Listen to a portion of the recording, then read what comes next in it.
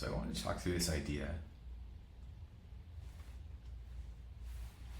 There's an entire edifice of sort of online literature. We can call it Huberman, Ferris, Chris Williamson. It's just online content which is comprised of multi-hour conversations between these characters who don't actually create any of their own thoughts. They are filters for other people's thoughts. And that could be academic literature, it could be quote unquote peak performance of top athletes. And the reason for that is that there's no accountability for that type of content.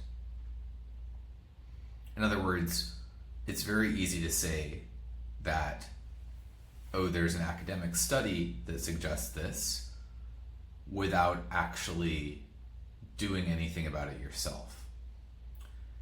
And these people are effectively amalgamations of other people's thoughts. And Huberman puts it even more succinctly, saying that he is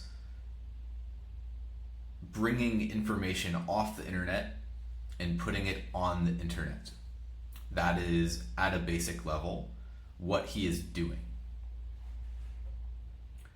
Now, eventually, these individuals create so much content that they themselves become the content. And you begin seeing these interviews where it's Lex Fridman and Andrew Huberman, and rather than there being many sources of truth, eventually Huberman becomes the source of truth, and it is presumed that he, having read all of these academic studies, now has ingested the knowledge requisite to make health decisions, and then his view is final. Now, there's a very interesting and concrete example of how this kind of fails. Andrew Huberman became famous for saying that you cannot consume coffee in the morning. And this was a conclusion which was based on an amalgamation of studies that he'd read, and then he sort of asserted it. And then, a study came out and said, okay, maybe what he's saying isn't true, but he continues to assert it because he's now in a consistency trap. And what this points to at a larger level is a recycling of creativity and fact in society. And ultimately, there's no accountability behind any of these statements, and the arbitrage that is being completed is that there's information which isn't on the internet or is not easily understandable by people on the internet, and then there's a person who is reiterating this content to you in exchange for ad revenue, and in exchange for building credibility over time, which then they can convert into ad revenue by selling you products such as Athletic Greens, 8 Sleep, or any of the other slop that gets sold on the internet. So this is the foundational premise of how modern information works. There are hubs, people who interpret a vast amount of information which is too complex for the average person, and then eventually the hub starts hallucinating, essentially, and you probably can see where I'm going with this, and then eventually those hallucinations become real, and then eventually the hubs gain so much traction that they start talking to each other, and those interactions become the truth. And another potentially concrete example of this is that, Donald Trump had a lot of problems in business. His casinos went bankrupt, his brands didn't succeed, but he was always perceived as a very successful business person. And that perception allowed him to create the television show The Apprentice, which was a very, very successful show. And so the perception of him becoming a successful business person eventually became the reality. Similarly, and we don't really know what happened to the people on The Apprentice, but we do know a little bit more directly what happened to people on the Shark Tank, because something very, very similar happened. Mark Cuban, top ticked the NASDAQ bubble by selling his company to Yahoo. And then he became the face of the Shark Tank. And what's been revealed subsequently is that the Shark Tank investments didn't actually make money. And so there's an entire zeitgeist that Mark Cuban has created around making money, around good business decisions from the Shark Tank that basically isn't true, right? So at a basic level, I guess what I'm pointing to is that you start out as an information or money aggregator. You gain credibility, whether that's through selling your company, whether it's from putting yourself out there repeatedly, becoming an information hub. And then there's a point, a crossover, where you stop being a hub of information and a conveyor of information, and you start being the source of truth. And Donald Trump has shown that you can take that even further. And Elon Musk has also shown that you can take that even further, because once you become the source of truth, once you become a quote-unquote reputable business person, or once you become the societal innovator or head of creativity as Elon Musk has, you can take that and you can take your hold on public opinion and you can become part of the government. Now, the issue with this is that it's primarily perception that's driving the outcomes that these individuals have, not any kind of reality. In other words, there's a reflexivity in place that is the primary driver behind the stock price of Tesla, the success of the television show The Apprentice, or the success of Andrew Huberman. And that reflexivity is not correlated with any underlying reality. It is only correlated with the interaction effect which is generated between the actor and the audience. And once that reflexivity metastasizes and becomes something larger, such as a governmental position, then you've fully decoupled from reality at a societal level, right? So if you look, for example, at Tesla stock, it started from, basically decoupling from reality as a function of its holder base. Just this sort of cult-like following.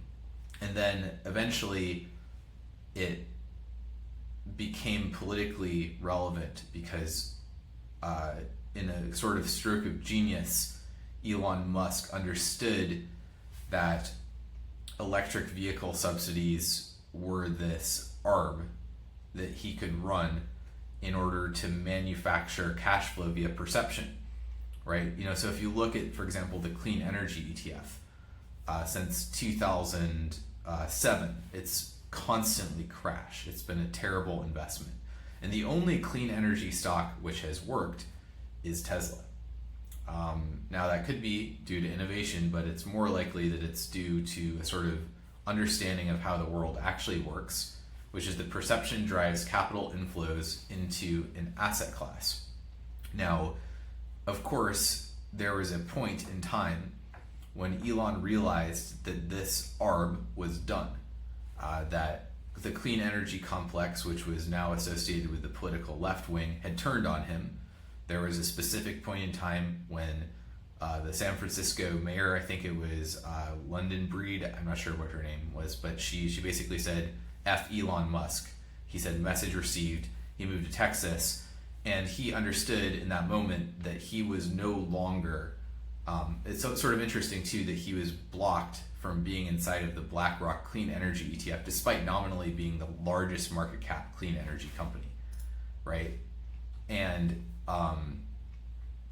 that was kind of this moment in time when it became clear that the system which had benefited him so far, which was innately political, but people perceived as something else. So you got to understand that people perceived the success of Tesla as this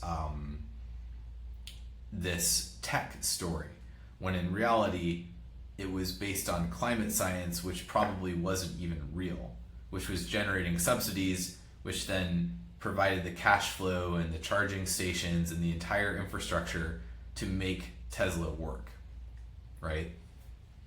So it was a political thing. It was always a political thing. And it became too political because, once you have a political system which is completely divorced from any kind of reality, where reflexivity generates all political outcomes, then at some basic level, you move entirely away from science and you move towards how can you best put yourself next to power. And this is something which is the base case in every other society historically, other than the United States, which has had this kind of almost religious fervor around capitalism, meritocracy, the legacy of Ayn Rand, and the idea that politics shouldn't be the driving force of capitalism, right? There should be this kind of underlying science that's pushing the entire thing. And there's an irony, a deep irony, in the company Tesla being called Tesla, because Nikola Tesla is perhaps the best example of this not being the case, right? There's this inventor, he made all these really fantastic inventions and died broke, right? So Tesla is actually, what happens when you let unconstrained capitalism work in real life is that the actual inventors and the real scientists and the people who actually make things all get screwed, and it's just the people who are proximate to power and who are the best salespeople who end up winning. So maybe Tesla, the name of the company, is a reminder that that's how the world actually works. And so essentially, Elon is the opposite of Nikola Tesla. He's a fantastic salesperson. He's put himself proximate to power, and he's the richest man on earth. He's not going to die broke. And what this kind of points to is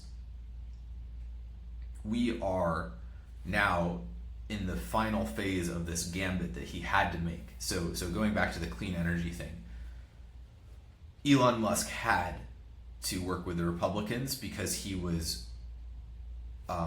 forced out of the Democratic establishment, and the Democratic establishment is ultimately the determinant of where carbon credits go, how charging stations are configured, and how we as a society invest in electric vehicles.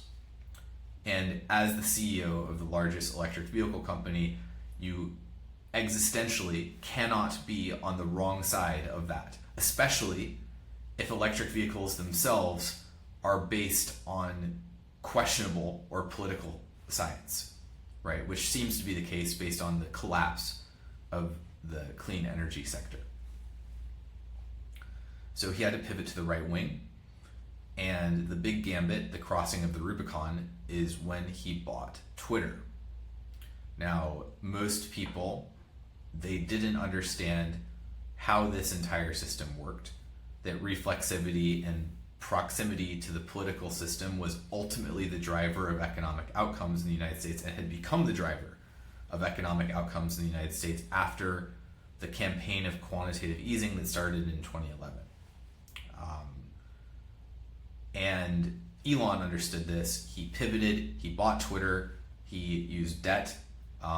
So he's sort of like the MicroStrategy of perception. He levered his business up, he bought Twitter, and he basically swayed the election in a way that would not have been possible with traditional media, because the traditional media receives its money from the establishment, as we are starting to see explicitly with this unwinding of US aid and all these like implicit subsidies to keep the media in line with the establishment and allocate capital where it's supposed to go.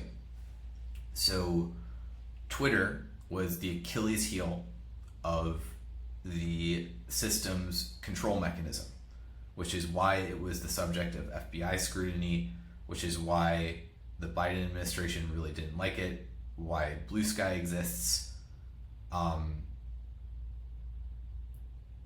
I just want to take this moment to say, like, you know, I was like, you know, I helped assemble the original deck for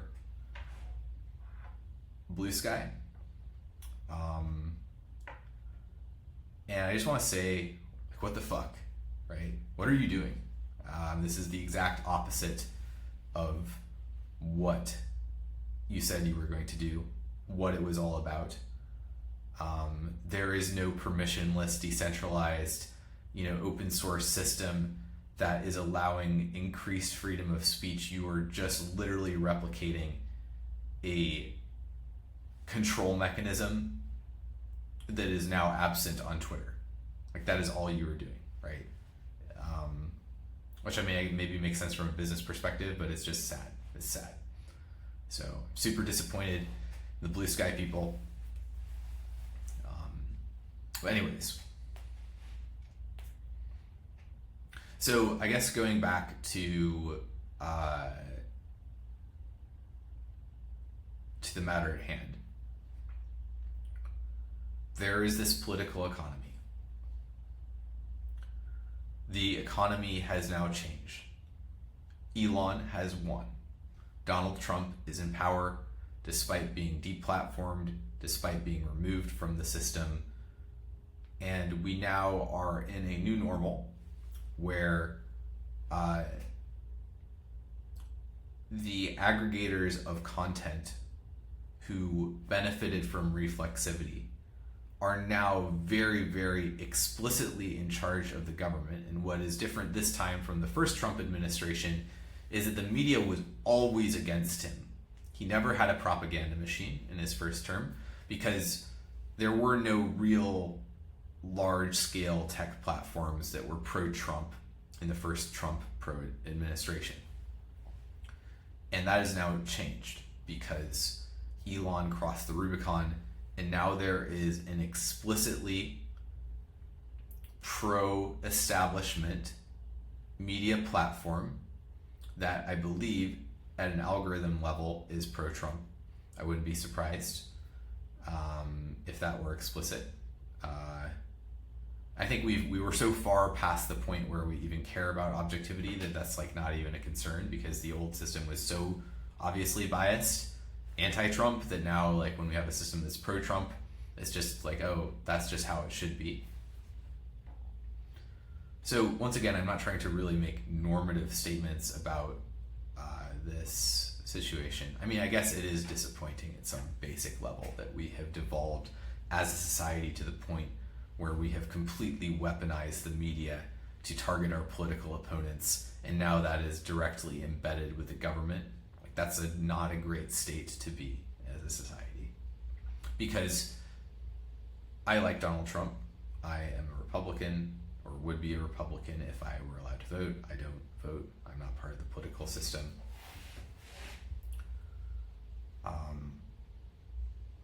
But you don't want to have a system where the government and the media platforms are tied together.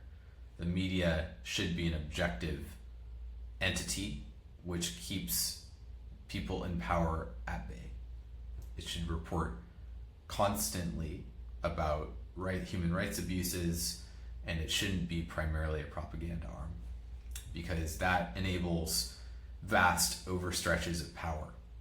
And maybe it's good if you have the right person in power, but once you make those ties, and once the system is set up in such a way that the government and the media are combined, the ability to repress speech at an algorithmic level is now structurally embedded in your society, and it only takes one crisis for that capability to be weaponized and deployed at massive scale. We already saw the previews of that during COVID, deplatforming and explicit partnerships with the big tech platforms to promote narratives that just weren't true and to damage people's civil liberties. And rather than that reversing, it seems to be that is being doubled down upon. So, where is this going? People now are in a new phase of society that has not been widely understood. Now that the media and the state have joined, that is a one-way train. And there is no point standing in front of the train. You will lose. The ability to fight or meaningfully resist a government which is combined with the technological systems in society is zero. And the ability to meaningfully affect change via violence is zero. It is not widely understood the extent to which the US military's and Israeli military's capability in urban warfare has advanced since 2000. The advent of drones, robotics, and the ability to implement technological surveillance systems both via vehicles, real IDs, wide-scale implementation of facial recognition at airports has structurally broken any ability of the society to resist a full-scale clampdown on civil liberties.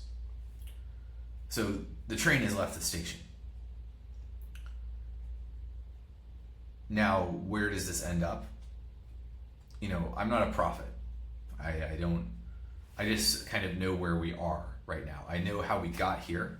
We created a society which had a sort of non-truth related media mechanism which created influencers and created sources of truth ranging from Andrew Huberman to Tim Ferriss, these information aggregators, these hubs of truth. Donald Trump running The Apprentice, Elon Musk being the electric vehicle genius. We've created these sort of information aggregators who came into power, eventually came on the wrong side of the existing power mechanisms, and now have crossed the Rubicon and have taken over society. And they have done so, unfortunately, in the backdrop of a very, very bad economic situation. So the whole legacy situation that arose due to the distraction economy was one in which there were just vast amounts of debt generated and vast amounts of money printed in the wake of the global financial crisis, such that we have like nearly a 20-year overhang of debt and printed money that is masquerading as productivity via tech profits, when in fact those tech profits are just like Netflix accounts and iPhones and people scrolling on shit and like subscription services you don't need. And that money is basically, when you kind of do the math, if you raise corporate taxes all the way to their historical high, you would destroy the last 20 years of net income growth of every US publicly traded stock, and you wouldn't even put a dent in the annual deficit, right? So the entire economy has been a giant fiscal transfer from the public sector to the private sector. And the reason why that's been successful is for two reasons. First, the Eurozone as an institution has been failing, and essentially the alternative to the US dollar has failed, thus allowing the United States to print vast sums of dollars in order to prop up that equity-based system, which transfers money from the public sector to the private sector without any meaningful pushback. And secondly, China has severely damaged its economy by reverting to communism, which is a very, very questionable economic system. It's never worked historically. It creates all kinds of bad incentives. It's not good for innovation, and it's certainly not good for entrepreneurship. And it's really, really bad for having free, capital control free environment, right? And so, in a way, China's return to communism has given the United States a free pass to print a lot of money, because if China had kind of stuck to its original sort of trajectory, and it had started to really continue down its course, which it was on the way there in 2007, if it had continued on that course towards free markets and increasing sort of representation, and if China had done that and opened its capital accounts, then the US dollar would have basically been annihilated if we had put the policies that we did in the last 12 or 13 years into place. But the US got a free pass. You can see the chart, right? It's like the US equity graph versus the rest of the world is up only, even after the financial crisis, even though the United States caused the financial crisis. And those trends don't seem particularly likely to reverse.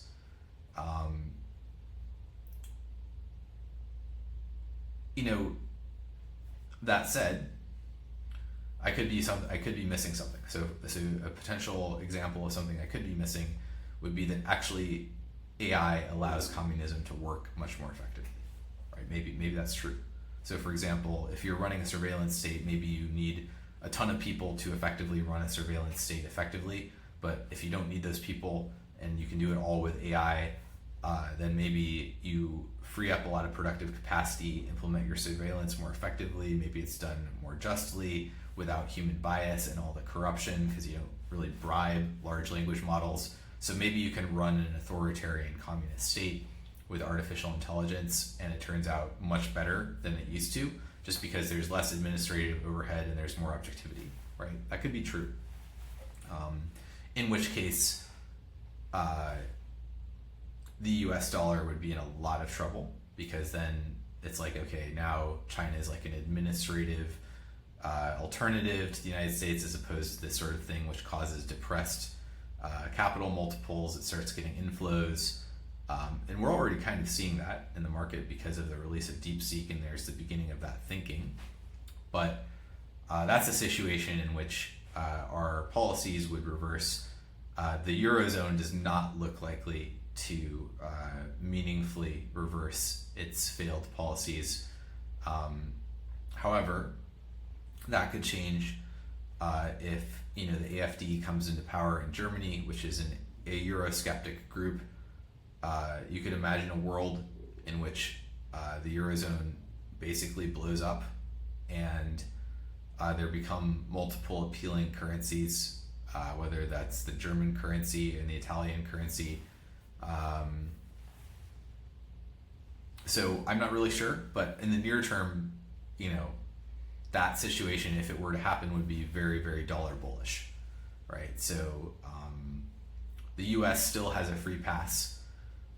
The only real risk is that China is structurally in a better place than it was.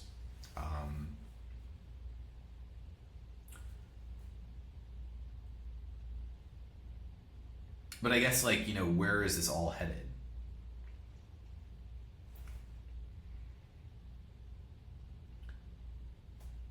I think the answer to that question is that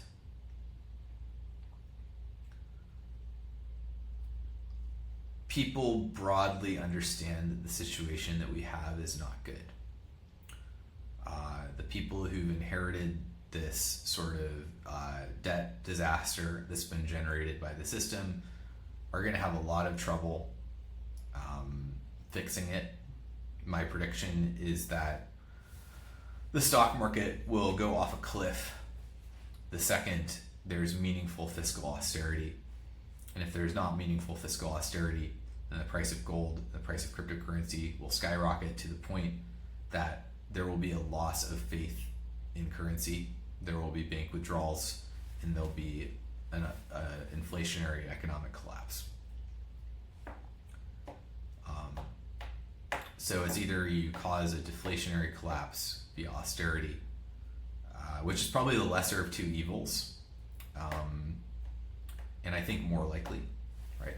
Because if you think about it, if you're the U.S., if you cause in your Trump, you want to cause a economic collapse, because one, you can blame the migration problem. Two, you can deport everyone. You have a scapegoat. You also generate dollar demand. You probably tip Europe into the far right. The far right is far friendlier to you in your policies. You might even get a Eurozone breakup, which generates more dollar demand. And if you're in a position where you structurally have 120% of GDP and 4 or 5%, interest rates on the 20 or 30 year time horizon, you're insolvent. But if you generate an economic collapse, then you potentially generate demand for your debt instruments, which allow you to refinance, which kicks the can on the fiscal issues, which you need to do.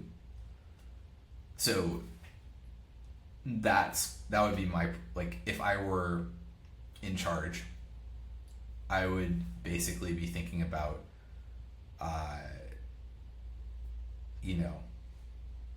so I'm very bearish on risk assets, if you can't tell, because that I think is the dominant strategy. Because the alternative is that you run it hot and the bond market just blows up, which is a market-based force. If you start implementing quantitative easing, then your currency starts collapsing. Inflation expectations are already quite high. The gold market is already running. If you let this run, you deal with an animal spirit situation where people bet against your currency with leverage, and it just gets really, really ugly, right? Just because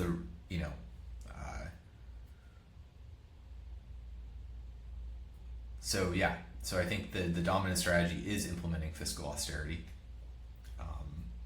trying to. The problem with that is that people are not going to like what it looks like, right? I don't think people really understand how bad things are going to get.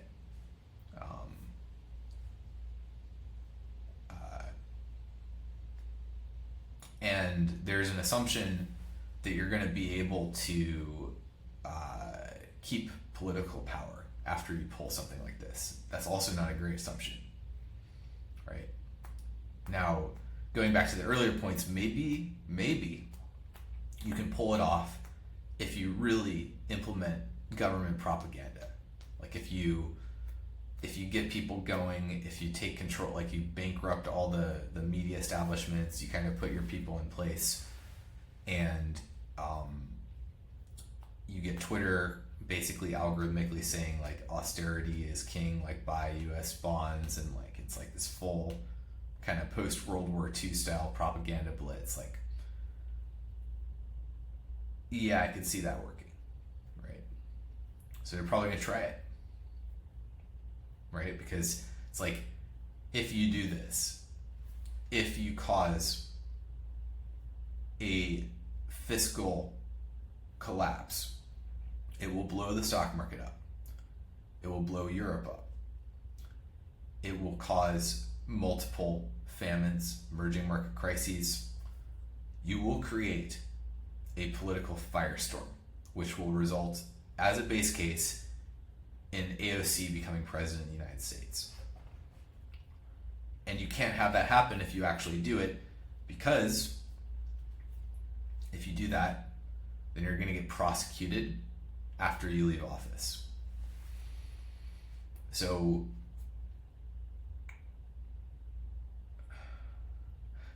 that's one thing, right? So I guess like this is sort of my explanation at a high level for like what I believe is going to happen. I believe that the Trump administration has no choice but to implement fiscal austerity because of the debt situation. I therefore think that they have no choice but to work with Elon, with Twitter, and defund the media and try to put loyalists in charge. They're going to try it. And we don't know if it's going to work. But what we do know is that asset prices will not survive this attempt. It means the stock market is going to fucking blow up. Right? And when you look at the current state of affairs, it's like, options trading at multi-decade highs, just extreme degeneracy, trading meme stocks and buying like $40 billion of notional of like Nvidia call options. There are days when MicroStrategy has traded more than the entire NASDAQ. It's nuts. This is as insane as 2006.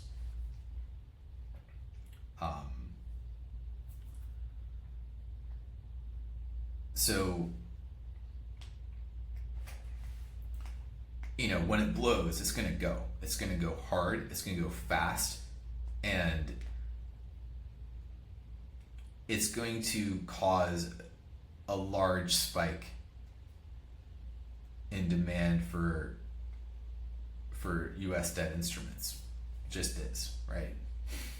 It's like, because you're not going to freak out and put your money in China. You're not going to freak out and put your money in Europe. So fixed income is going to rip. Dollars are going to rip. Stocks are going to blow up. Now, the reason why crypto is going to survive is because, there are two reasons. Number one, you can't implement something like this and expect the bond market to stay liquid. You're not any more worried about the banks. You're worried about the government balance sheet. So if you're Trump, you do two things, right? You cut regulation on the banks. You allow their capital requirements so they can take a lot more risk. And after you do that,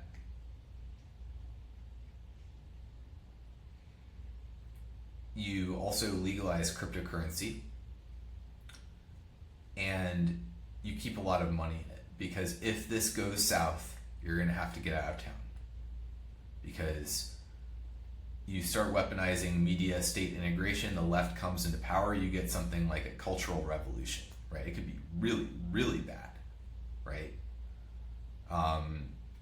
That's why the sort of Luigi killing the United Healthcare CEO on the street and being celebrated is so concerning, because it is the first time in my lifetime that I've seen a large-scale empathy with kill the rich, right, in the United States.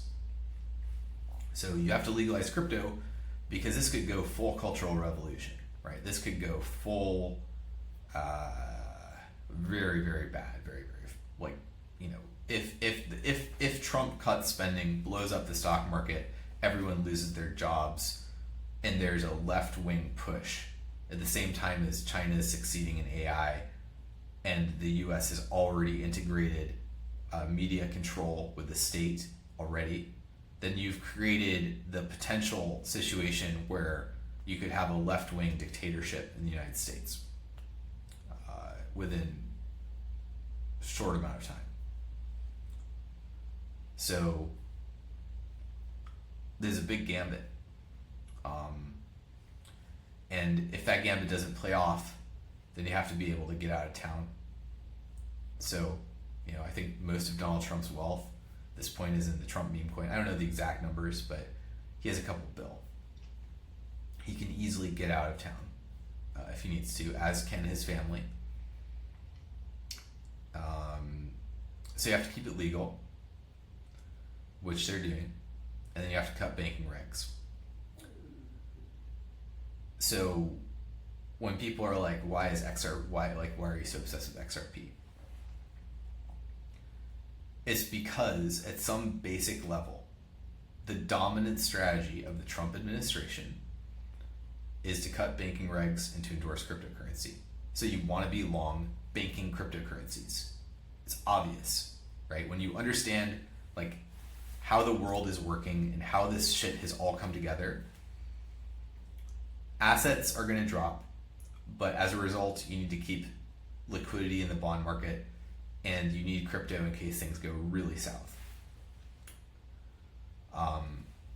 So, you know, my perspective on that is I created a cryptocurrency called Post Fiat, and my bet is that XRP is awesome, and it's unfortunately in this current meta, in what I'm describing, it's in the wrong part of the bank. The part of the bank you want to be in is private wealth management, FX trading, and the investment bank. You do not want to be in transaction bank, remittances, any of these sort of payments rails, because at a core level, what you're really doing when you're using cryptocurrency is you are facilitating a potential off-ramp at an unprecedented scale out of US risk assets and into decentralized wealth, right? It's better than gold because you can leave the country with $2 billion of crypto. You cannot easily leave the country with $2 billion of gold.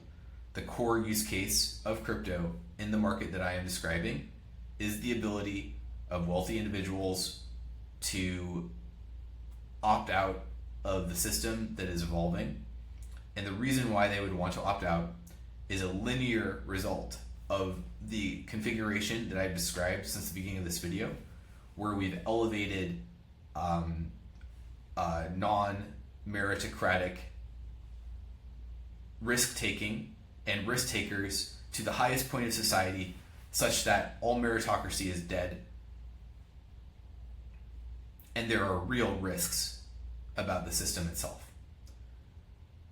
If you are in a privileged financial position, you do not take existential risks like that unless you have to, and you don't have to because of what the Trump administration is going to do.